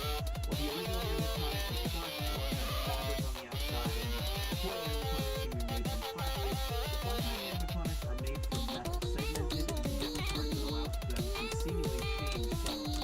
While on the surface this just seems like an odd design choice, it actually makes a bit of sense once we get into the theory section. Either way, the design of the animatronics are no longer relying on the fear of the mascot. Now it's like the robots and the future horror aesthetic of the 1950s horror films and space horror like Alien. When it comes to actual facility you're in, the sci-fi sort of space theme fits here as well. Wire flashing lights and control panels. This is clearly higher tech stuff than we're used to. There's a strong I hope emphasis your on the sequence lighting more in songs this is game, actually with a lot of good. variation. 2, Blue is probably the strongest color used in this, but green and purple also have a prominent Okay, space man. here as well. The feeling of being in a place of entertainment is very much a facade, but I think that's on purpose. You're basically crawling through vents and storage containers, but there's random decorations and masks hung up around, going back to the classic theme of Five Nights at Freddy's, shitty corporate veneer.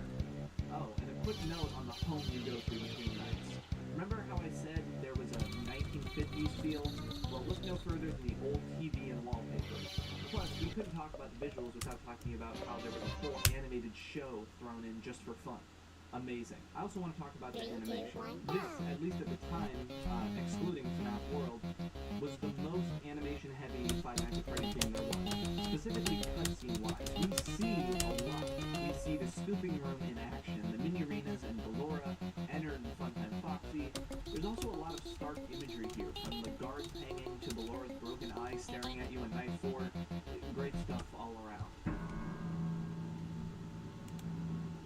Now, in my FNAF World Update 2 Yeah, retrospective, I you're talked about how crazy. important voice acting being introduced would be to the 3, 2, series. 1, You really start to see that here. First off, Hand Unit. Hand Unit essentially takes the place of the phone guy in this game, but is not voiced by Scott Kaufman. He goes through more than one voice, actually. Davy's dialogue is pretty much the most important aspect of storytelling in the game, and the performance is great. And that's not to mention the iconic voice of Funtime Freddy, the haunting sound of Ballora's voice talking in the gallery, and honestly just every other performance. On the sound design generally, while it isn't quite as gameplay oriented as some of the others, with the exception of Ballora Gallery, it's where most of the horror comes in.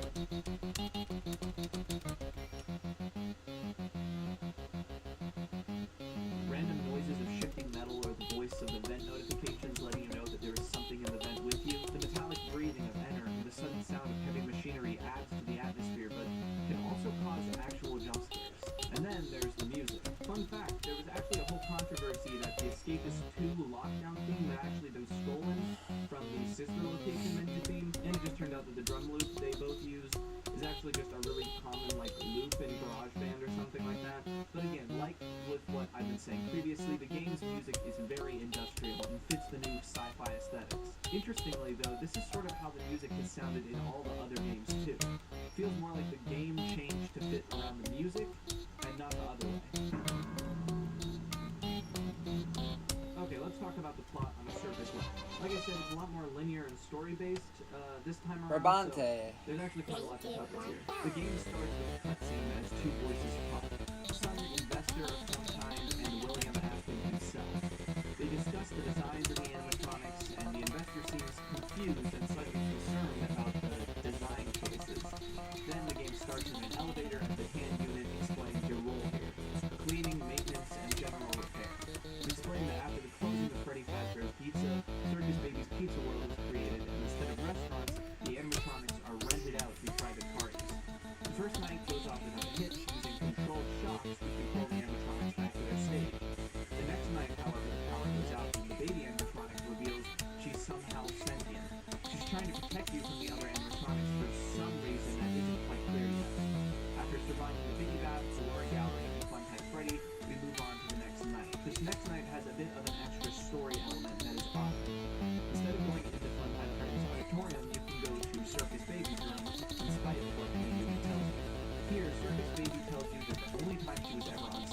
presumably before the gas leak shut the restaurant down, and it was turned into a rental business.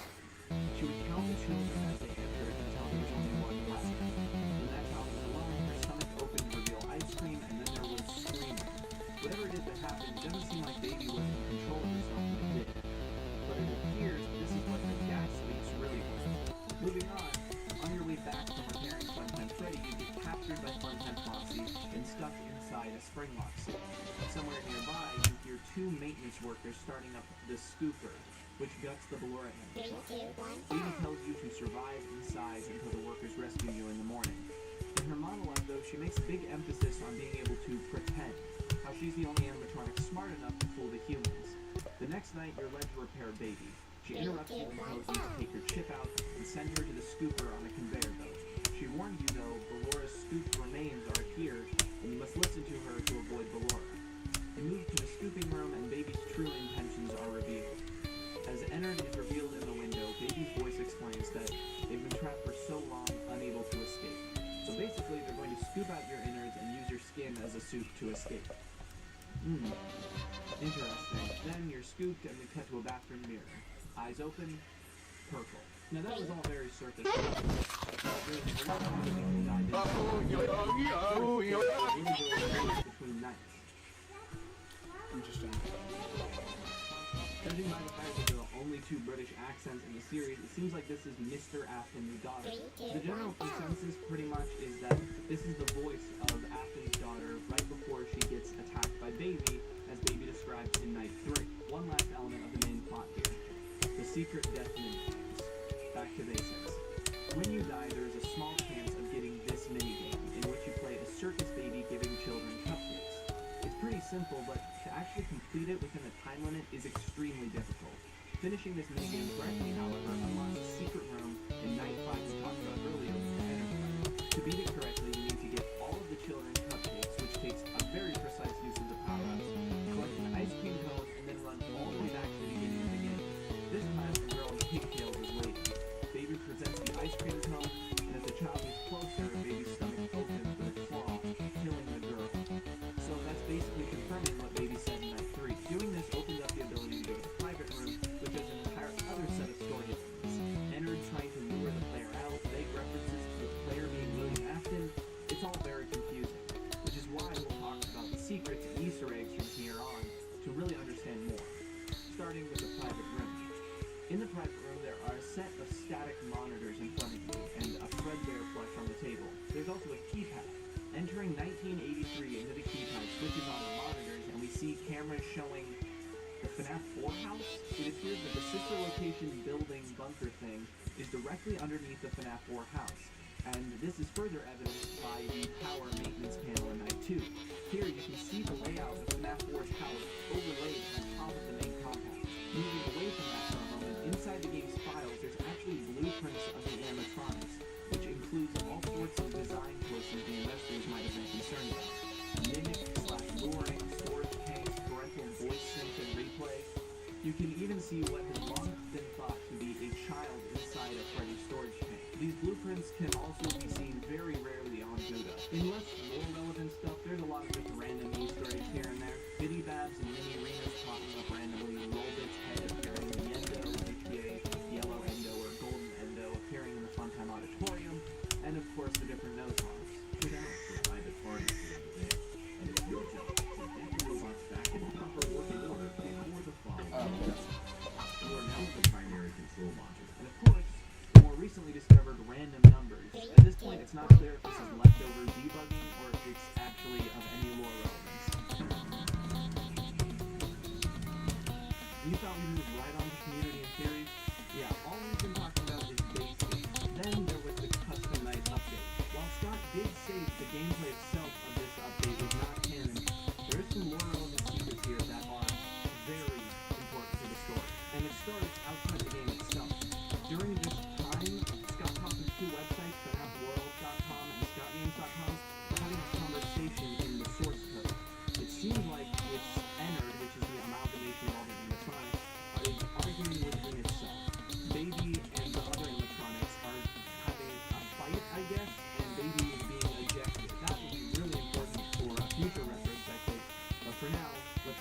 the custom night cutscenes. Before we talk about the secrets in the custom night, I want to talk quickly about the gameplay. Here, you're in the private room again with the Fun Pack crew, Yendo, Bonnet, Lobit, and different variations of the baby bags in the arenas. Each one has a unique way of attacking the player. You can use the vents and doors like the private room, but controlled shock also to send some of them back.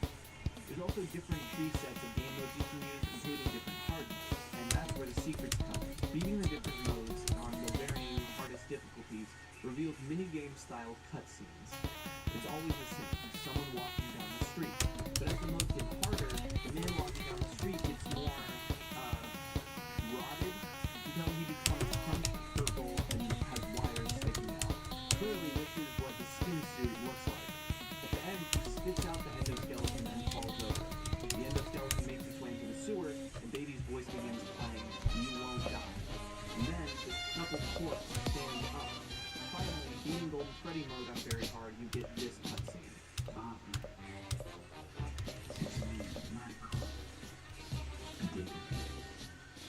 I found it. It was right where you said it would be. They were all there. They didn't recognize me at first, but then they thought I was you. That's how I put her back together, just like you asked me to. She's free. It's something wrong with her. Cool.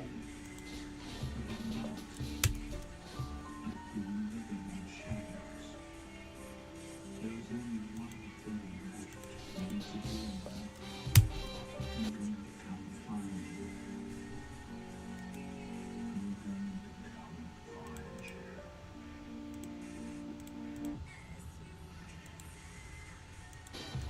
Wow.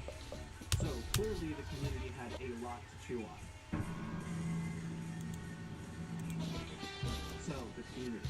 Like I said, this is the beginning of a paradigm shift for the series, and the community could feel it. Let's Play-wise, it was your standard fare. The big players hopped in, and some new people as well. Because a bunch of stuff was revealed in the source code, MatPat even had a theory video out before the game was even released. The music, as always, was fantastic. Living Tombstone came in clutch yet again, and Join Us for a Bite is really catchy. And then DA Games released a sister location song before the game even came out, and somehow it predicted like the whole plot. But let's talk about the part you've all been waiting for, the theories. This is when stuff became actually convoluted. I mean, like, really incomprehensible. So I'm not going to be able to get it clear, but this is what the community thinks, so I'm just going to give out some highlights. First, let's talk about the big one. This whole game taking place underneath the FNAF 4 house. There's actually an interesting debate here. Some people think that it's just that. A bunch of buildings are happening underneath this house, further confirming that FNAF 1 is the asset.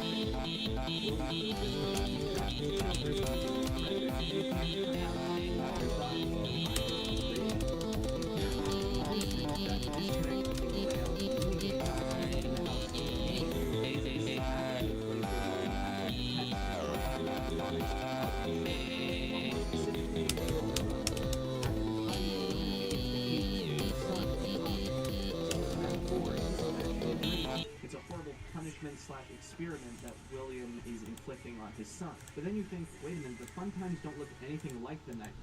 Well, that's where the mystery comes in. At this point in the series, the second novel has been released, The Twisted Ones. As I said before, we may talk about the novel later, but this will give you no more for this. The Twisted Ones series is so fun. We have many fun times with the fairies from segmented by animatronics that can open up the person inside. Finishing by these though, these very futuristic technologies. They essentially have a chip that tricks your brain into thinking either like monsters or tiny cartoon characters. So on both sides of the game, people take this concept of high fun time Freddy's power chip, and like, hey, these could be the nightmares. Just like you could. Custom Night was featuring a for what I even want. So on time, there's certain things that, hey guys, sit back, say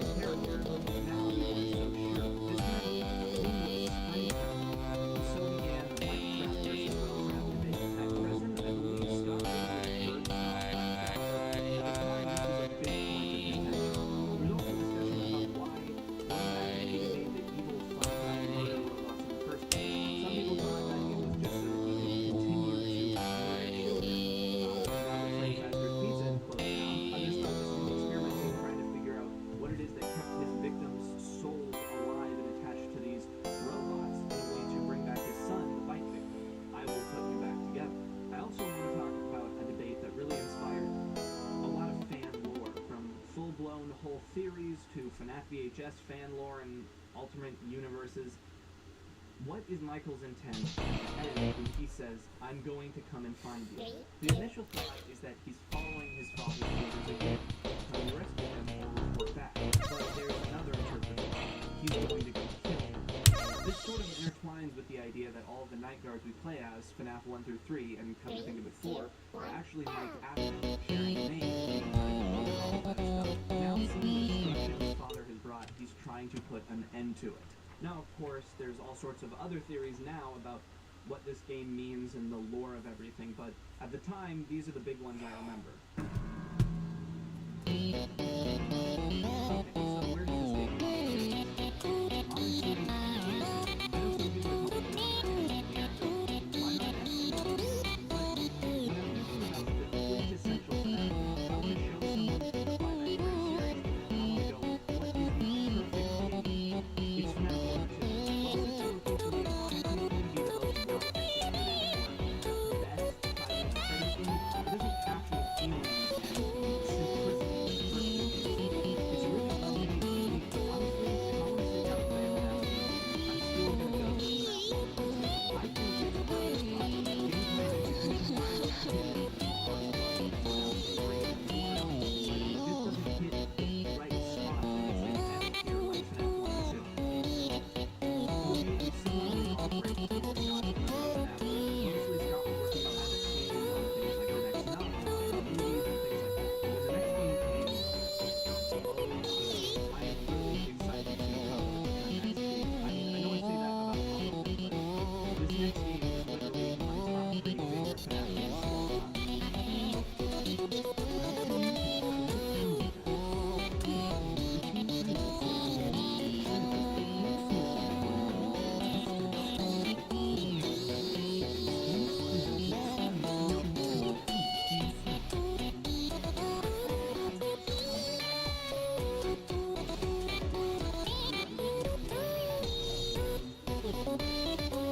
all yeah, just checking in on the restaurant package thing. That should be ready today, right? Should be able to go check on that? Okay. Awesome. Nothing, it's just a brand, you know, it's just all those little rumors, it's creepy.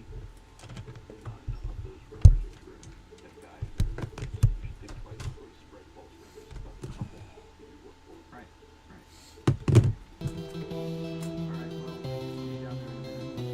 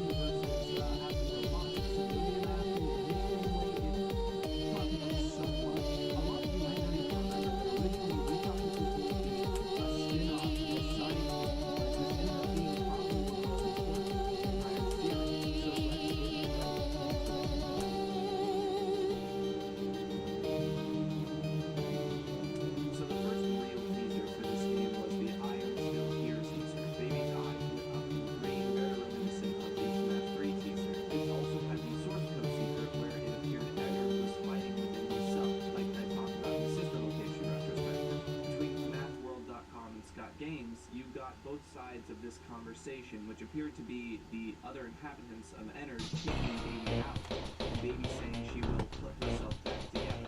However, as we were all excited for what the future of FNAF 6 held, Scott released a single video there was just too much pressure to make this project bigger than the left, and it's simply something you need this one from the spin-off. Disappointed. I mean, who even knew if we'd see another main series FNAF game? Although there was other stuff to look forward to, like the Freddy Files, a book of lore and theories that was officially released. And when it did, we got a little teaser. At the end of the book, a drawing of a new design for Baby, and a promise for new games in the future. Was FNAF 6 back on? There was also the Freddy plush teasers, but I actually barely remember these and don't think they ended up being too relevant. And then there was the first real teaser to give us an idea about what this could be. A retro-style pixel art teaser referencing back to FNAF 2's Death minigame, specifically Take Cake to the Children. Even though this would slowly evolve into the opening troll part of Pizzeria Simulator, the reference to Take Cake to the Children is actually extremely important to the lore of Pizzeria Simulator. We just didn't know it yet.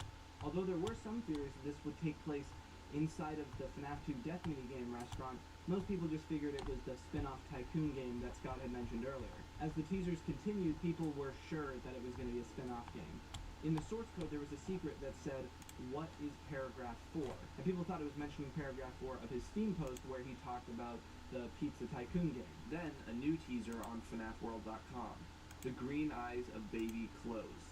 A lot of people thought this meant that FNAF 6 was permanently on hold until these eyes opened. Then there was the release of the Survival Logbook, a book that was sort of supposed to be in lore, kind of like the Gravity Falls journals. And at the end, we got another teaser. Artwork of a terribly broken down Chica sitting on a stool. Surely this was related to FNAF 6.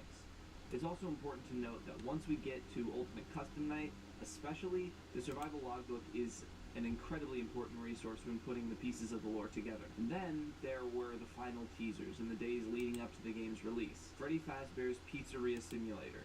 Surely this was a spin-off Tycoon game and not FNAF 6. Little did we know they were one and the same. So let's go. December 4th, 2017, Freddy Fazbear's Pizzeria Simulator was released.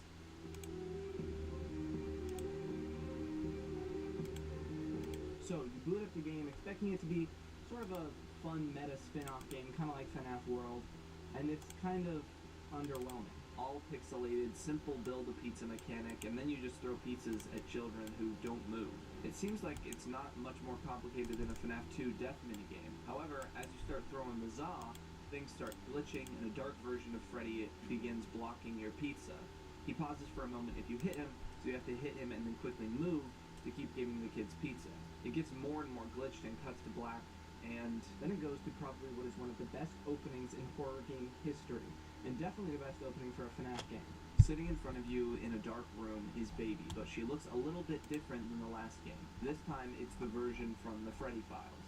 While gameplay-wise, all you really do here is listen to audio and mark something down on a piece of paper, it's an introduction to a later piece of gameplay that is very important. After this opening, you move on to an opening cutscene, and then into the game. We'll get into the lore and cutscenes later, but for now, let's just talk about the gameplay. This game is simultaneously completely different from any Five Nights at Freddy's game before it, and also sort of a return to form after Sister Location. There is a gameplay loop in this game. The thing is, there's multiple of them, so let's talk about them. First, there's the Tycoon aspect. You have a top-down view of your pizzeria, which you can fill with items you buy from different catalogs. Animatronics, stages, games, tables. Each one has stats for how sanitary, safe, and fun it is. If something is really unsafe or marked down in price, I'm gonna do this more and this more, an animatronic that will bite you later. You can earn money by increasing your Faz rating by buying and playing games, and by accepting sponsorships. Pro tip, don't accept these. They make things a bit harder later. At this point, you'll essentially want to make your pizzeria the best it can be, and play a bunch of games you buy to increase your revenue and Faz rating. There is another reason to play these games, but we'll talk about that in the lore section. For now, let's talk about the next gameplay section that might be a little more familiar. Sitting in a dark office with a computer. Instead of checking cameras, you have to complete automated tasks. This essentially takes the place of surviving until a certain time. You have to survive long enough for the task to complete. If an animatronic is loose in the building from a high liability item or from salvaging, which we'll talk about in a second, you must ward them off by shining a light in the vents or luring them away with an audio cue. You can use a motion sensor to track them and the silent vent to hear them better. However, you can only use one of these options at a time. If the animatronics are attracted to the noise of the office, you can shut off the computers and the vents to hide, so to speak. Of course, you can't do the task if the computers are off, and if the air conditioning turns off, the office may overheat, causing you to pass out. Clearly, there is a lot to deal with. This is why I said not to accept sponsorship. See, if you do accept them, they will interrupt your night with a loud noise and stop you from using your computer in the form of a pop-up. If you value your survival, I'd suggest skipping out on sponsorships. After you finish this section, you move on to the last area, the dark room with the desk again. Here you're confronted with an animatronic and given the opportunity to salvage it or throw it out. Salvaging it gives you a lot of money, but it releases that animatronic in the office section. If you throw it out, well, that's it. Salvaging involves playing terrifying audio and checking for a response. It really doesn't matter if the animatronic responds. The point is that you can't move on until you mark it on a piece of paper. But if you look away from the animatronic to mark it, it may move closer. In case of this, you want to hit it with a controlled shock. However, shock it too many times and it begins to lose value. If it jump scares you, you lose the money, but it's still let inside. Finally, at the end of each night, you get a rundown of your revenue that day. Oh, well, Visitors, shit, okay. And best of all, lawsuits. I was trying to read the Depending text. on liability or safety, you may be prone to lawsuits. If you get them, you have the opportunity to either dispute the lawsuit, which may or may not win, or pay up. If you run out of money from these lawsuits, well, that's game over. I don't think I'm forgetting anything. This game has so many little pieces that might not be complicated on their own, but we combine to create a really unique and sometimes hard to cover gameplay experience. Alright, the gameplay out of the way, let's talk about the visuals.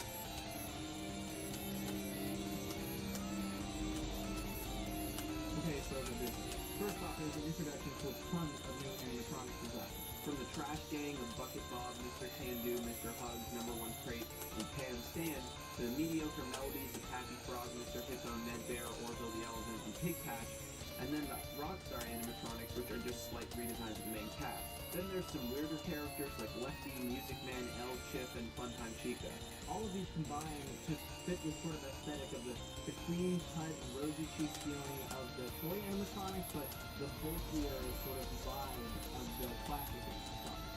To be honest, they're not really that scary, but besides Lefty, you're not really going to see any of these characters in a scary context. Now, from the new designs to the redesigns of the old classic. Ennard, aka Molten Freddy, is like a withered Funtime Freddy, is the best way I can put it. Still staying in the sci-fi genre Sister Location was in, but with a less polished outlook. Basically, Molten Freddy is a mess of wires with a mask. Scrap Baby looks completely different than the baby we knew, complete with rollerblades and Showtime lights. Something interesting to see is the color scheme change between Funtime Freddy and Baby. They went from a sort of bluish and purple hue, What the with fuck? having a dash of orange and red, to fully orange. I don't know if this was intentional or not, but the color shift to a more fiery color really fits for this game. And then, of course, there's Scrap Trap, the redesigned Springtrap. Like, look, I know this is not controversial to say, but oh my god, you look so bad. Peanut Head looking at it. How can you take such an iconic, fantastic design like Springtrap and just destroy it in one game? Whatever, at least the puppet redesign looks cool. There's this really interesting dichotomy between the main tycoon mode where you're buying things and setting up your pizzeria, and the night mode where it's dark and creepy and you have to look back and forth to send off the animatronic. See, you might think that the cute visuals beforehand might take away from the scariness, but to me, it kind of does the opposite. This whole time, you're squeezing every last Spaz token you can out of the game so you can get more money and set things up, but the whole time there's this underlying dread. That's mine. that I'm done. eventually You're going to run out of things to do, and you have to go into the night mode. Despite how fun the Tycoon mode is, there's a lingering sense of dread once you start running out of things to do. And if you're collecting all those salvages, you know it's only going to be harder than last time. So the change from fun and cute visuals to creepy actually ends up making it scarier in the long run. When it comes to the actual office you spend a lot of your time in, you very much fall back into the Sister Location feeling of a corporate facade. Creepy posters reminiscent of the first game, and a poorly set up office space gives you the feeling that you're actually in an office, but you're clearly just between two vents in a crawl space. Who's this fun? I talked in my first FNAF retrospective about how the doors gave a real sense of relief. There is no such relief here, being crammed between two vents that sit open and waiting. And of course, the salvage area is really well done. The dim orange light from one bulb, the feeling of emptiness and vulnerability that comes with sitting directly across from an animatronic. It seems like the setup inspired a lot of FNAF VHS videos, actually.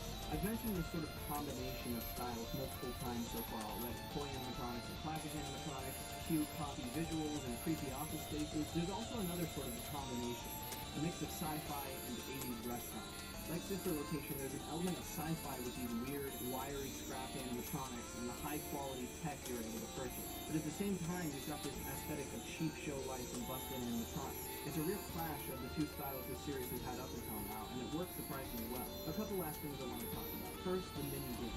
There's a lot more attention to detail here in the lore ones that matter, and in the ones that don't really matter to the lore, there's a lot more attention to jokes.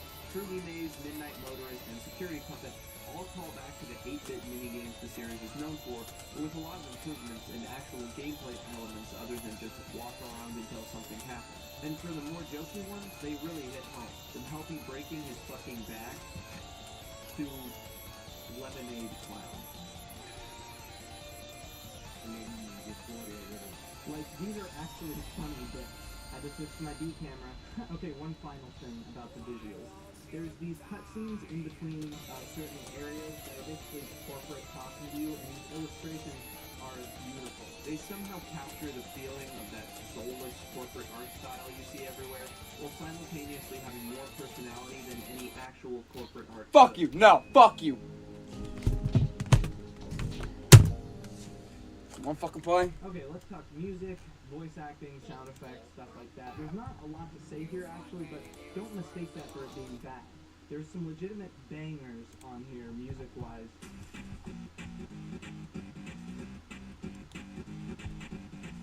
And everything fits its purpose really well. Voice acting-wise, this game is a little hit or miss. There's some lines by the, after you get jump scared that are just really, really goofy. But the cassette man works, I think, perfectly for the game. He's a little cheesy, but it works well for what the game is doing. And like I said, when it comes to jokes, this game delivers. Really, the big thing to talk about here is the audio during these salvage segments. Really, the scare part of this is built entirely around the audio. Each audio clip you play gets more distorted, creepy, and haunting sounding, and you just sit there waiting for something, anything to happen.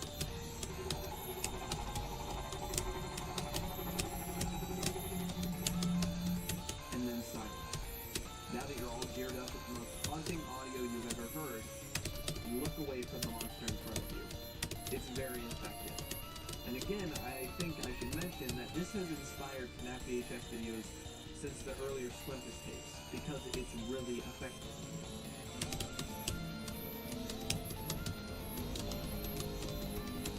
Holy shit, strap in. This section is the most amount of research I've done for any video, period.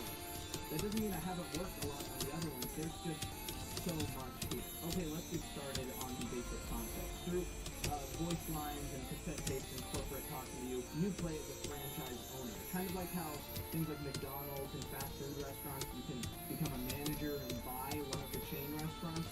You basically bought a Fazbear restaurant. There's something more here, though. You seem to be under contract by this mysterious man on a cassette tape to check the back alley for animatronics to salvage them. There's something important about this paragraph 4 of whatever contract document. So that's what the source code is. There's also this emphasis on Saturday being the deadline for something. But we'll talk about that in the ending. Speaking of, you get this ending by getting through the whole week without salvaging any animatronics. The man on the cassette tape fires you at the end for not fulfilling your requirements of paragraph 4. This ending is acquired when you don't buy anything for your restaurant. The corporate voice actor congratulates you on being so lazy, but then promptly fires you. You get this ending by getting as many lawsuits as you can. At the end, you're deemed a liability risk, and then fired and blacklisted. In this ending, you run out of money. Pretty simple. No money, no future. Here is where things start to get lore relevant. There! There's an absurdly expensive item called Egg Baby Data Archive. that doesn't seem to have a use and is very strangely named. However, if you buy it and put it in your pizzeria, then go Very to your messy. office, you'll see the button That's my on your bed. monitor has changed to blue. If you press it, it begins to play audio. The recording is titled HRY. Well, I'm in the stream You here. hear the cassette man talk about his regrets and his past as blueprints show up on screen. The scooper, Lefty, and something called RAS.